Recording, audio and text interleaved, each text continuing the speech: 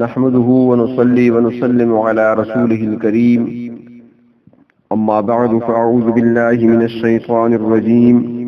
بسم الله الرحمن الرحيم الذين ينقضون عهد الله من بعد ميثاقه ويقطعون ما أمر الله به أن يوصل ويفسدون في الأرض أولئك هم الخاسرون صدق الله مولانا العظيم مولاي صل وسلم دائما ابدا على حبیبک خیر الخلق کلہم۔ آج ہمارے سلسلے کا 31واں درس ہے۔ آپ کے سامنے سورۃ البقرہ کی آیت نمبر 27 تلاوت کی ہے۔ اس میں اللہ تبارک و تعالی فرماتے ہیں، کل کے درس میں جو ذکر ہوا تھا فاسقین کا، تو یہاں پر فاسقین کی چند بری عادتیں بیان فرمائی ہیں۔ جو فاسق لوگ ہیں ان کے اندر کون سی عادتیں پائی جاتی ہیں؟ تو فرمایا الذین ینقضون عہد اللہ من بعد میثاقہ، جو اللہ رب العزت کے عہد کو توڑتے ہیں اس کی مضبوطی کے بعد، وَيَقْطَعُونَ مَا أَمَرَ اللَّهُ بِهِ أَن يُوصَلَ، اور کاٹتے ہیں ان چیزوں کو جن کو جوڑے رکھنے کا اللہ تبارک و تعالی نے حکم دیا ہے، وَيُفْسِدُونَ فِي الْأَرْضِ، اور فساد کرتے ہیں زمین میں، أُولَئِكَ هُمُ الْخَاسِرُونَ، یہ لوگ پورے خسارے والے ہیں، نقصان اٹھانے والے ہیں۔ عہد اور میثاق کی تعریف کو ذرا سمجھ لیں۔ عہد کا لغوی معنی ہے کسی چیز کی مکمل حفاظت اور خبرگیری کرنا۔ اصطلاح میں دو یا دو سے زیادہ افراد کے درمیان طے پا جانے والی اس مضبوط بات کو عہد کہتے ہیں جس کی حفاظت اور اس پر عمل ضروری ہو۔ تفصیل کے لیے تفسیر معارف القرآن کو دیکھا جا سکتا ہے۔ اسی طرح عہد اس فرمان کو بھی کہتی ہیں جو بادشاہ اور حکمران اپنی رعایا اور مالک اپنے ماتحتوں کے نام جاری کرتا ہے، جس پر عمل کرنا ضروری اور عمل نہ کرنا جرم تصور کیا جاتا ہے۔ یہاں عہد سے اس معنی، یہاں پر عہد جو استعمال ہوا ہے وہ اسی معنی میں استعمال ہوا ہے،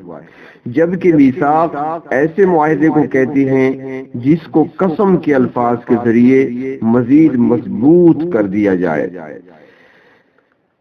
یہود سے ان کی سابقہ آسمانی کتابوں میں نبی آخر الزمان صلی اللہ علیہ وسلم کا ساتھ دینے اور حق بات کو نہ چھپانے کا عہد لیا گیا تھا۔ کافروں نے بھی اللہ تعالی کے سوال کے جواب میں اس وقت کہا تھا جب ان سے عہد لیا گیا تھا، یعنی اللہ رب العزت نے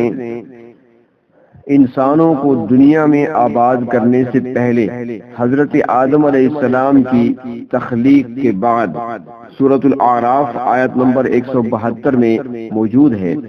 کہ اللہ رب العزت نے اپنی قدرت کاملہ سے حضرت آدم علیہ السلام کی پشت سے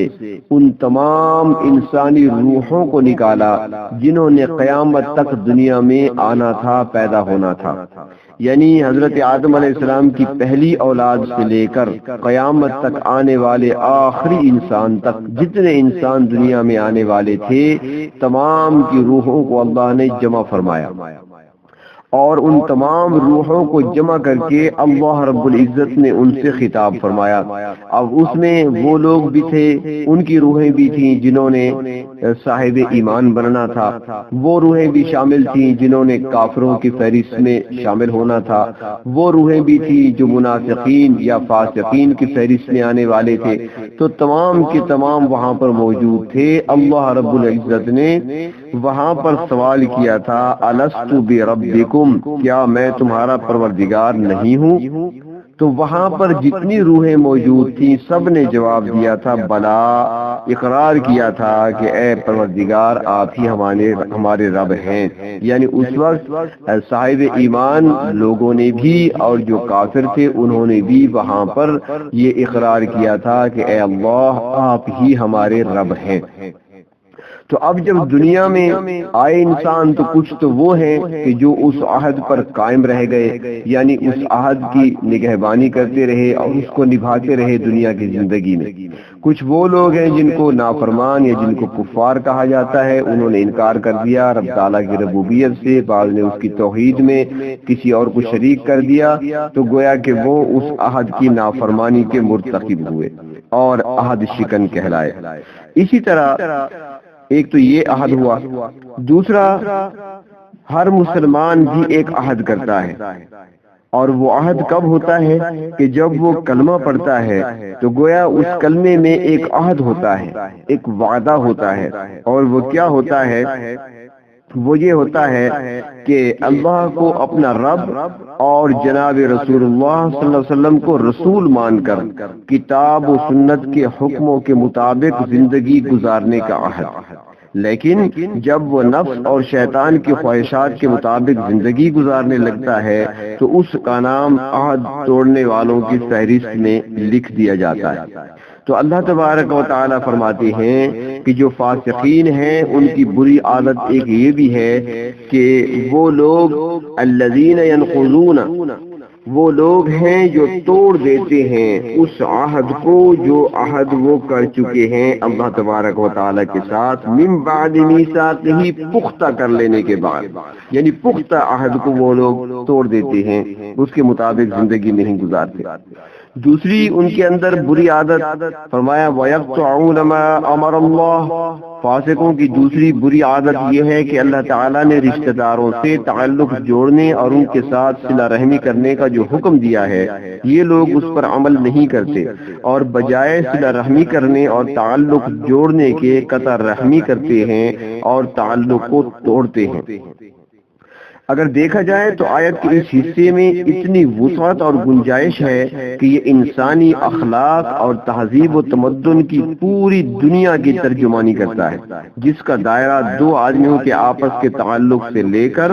عالمی اور بین الاقوامی تعلقات تک پھیلا ہوا ہے۔ اللہ تعالیٰ پر ایمان لانے کے جتنے بھی تقاضے ہیں ان پر عمل کرنا عہد کو جوڑنا ہے، اور اس کے خلاف شر یا برائی کو اختیار کرنا عہد کو توڑنے کے زمرے میں آتا ہے۔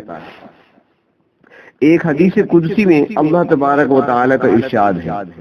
حدیث قدسی ایک تو حدیث ہوتی ہے جیسے ہم کہتے ہیں کہ کسی صحابی نے روایت کیا ہے کہ اللہ کے رسول صلی اللہ علیہ وسلم نے ارشاد فرمایا، یہ حدیث ہے سرکار دو عالم صلی اللہ علیہ وسلم کی، یعنی عن ابی ہریرہ رضی اللہ تعالی عنہ قال قال رسول اللہ، یعنی حضرت ابو ہریرہ کی روایت ہے کہ رسول اللہ صلی اللہ علیہ وسلم نے ارشاد فرمایا۔ ایک ہوتی ہے حدیث قدسی، حدیث قدسی وہ ہے کہ جو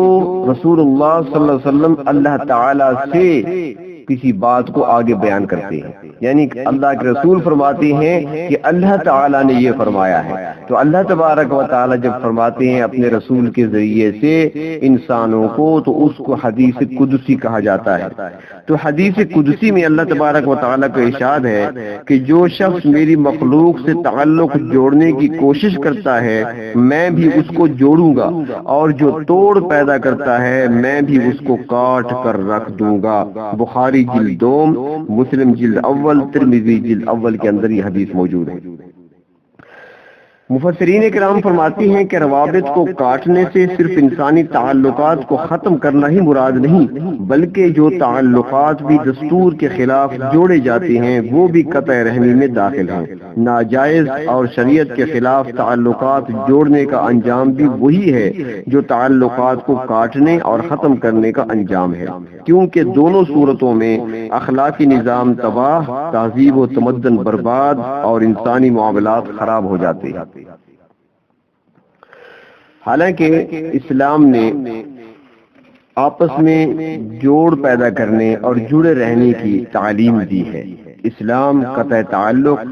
یا توڑ کی صورت پیدا نہیں ہونے دیتا۔ ایک حدیث شریف میں آتا ہے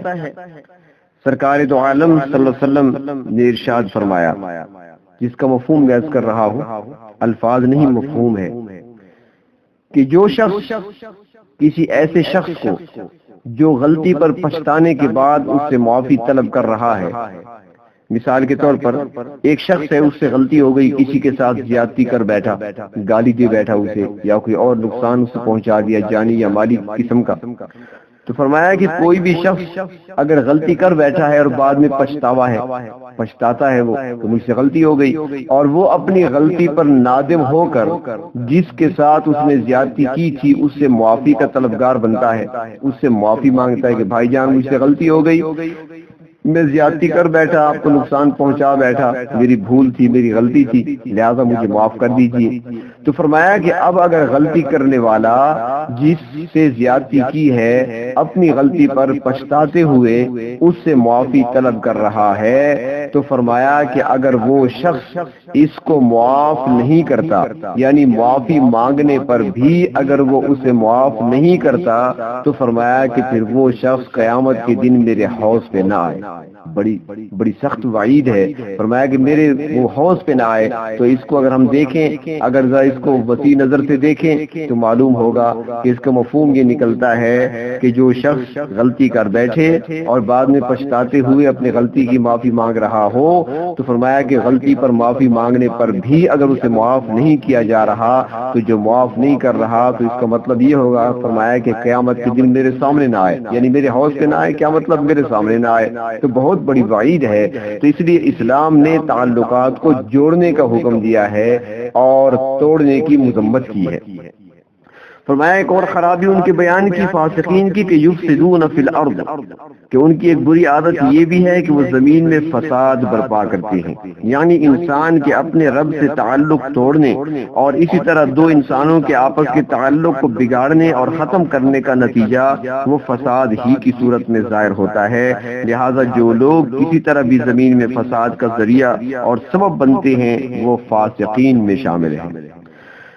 پہلے ابتدا میں، سورت کے ابتدا میں مومنین کی صفت بیان ہوئی، متقین کی صفات بیان ہوئی، تو وہاں پر فرمایا تھا اولئک هم المفلحون، یہی لوگ کامیاب ہیں، فلاح پانے والے ہیں۔ تو اب یہاں پر فاسقین کی بری عادات کا ذکر کرنے کے بعد فرمایا اولئک هم الخاسرون،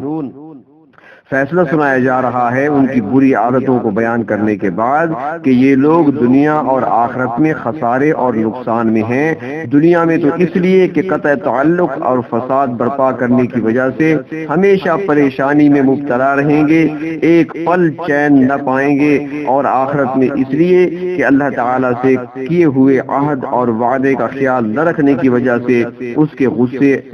اور عذاب میں مبتلا ہوں گے۔ اللہ تبارک و تعالی ہماری حفاظت فرمائے۔ جو عہد ہم کر چکے ہیں، عہد الست جسے کہتے ہیں، جب رب نے پوچھا تھا الست بربکم، تو ہماری روحوں نے وہاں پر جواب دیا تھا کیوں نہیں، آپ ہی ہمارے پروردگار ہیں، آپ ہی ہمارے رب ہیں۔ اللہ کرے کہ ہم اس عہد کی پاسداری کرنے والے ہوں، اس کو نبھانے والے ہوں، اور جو ہم نے یہاں پر دنیا میں آنے کے بعد ہم نے عہد کیا ہے لا الہ الا اللہ محمد الرسول اللہ، اللہ تبارک و تعالی کے احکام اور اس کے محبوب صلی اللہ علیہ وسلم کی شریعت مطہرہ اور آپ صلی اللہ علیہ وسلم کی سنتوں کے مطابق زندگی گزارنے کا جو عہد کیا ہے، اللہ رب العزت ہمیں اس عہد پر پورا کاربند رہنے کی توفیق عطا فرمائے، اپنی نافرمانی سے بچائے اور قیامت کے دن کی رسوائی سے بچا لے، روز قیامت اپنے محبوب صلی اللہ علیہ وسلم کی شفاعت نصیب فرما دے، اور اپنے محبوب کے سامنے اللہ رب العزت ہمیں قیامت کے دن شرمندہ نہ فرمائے۔ وآخر الدعوانا عن الحمد للہ رب العالمین۔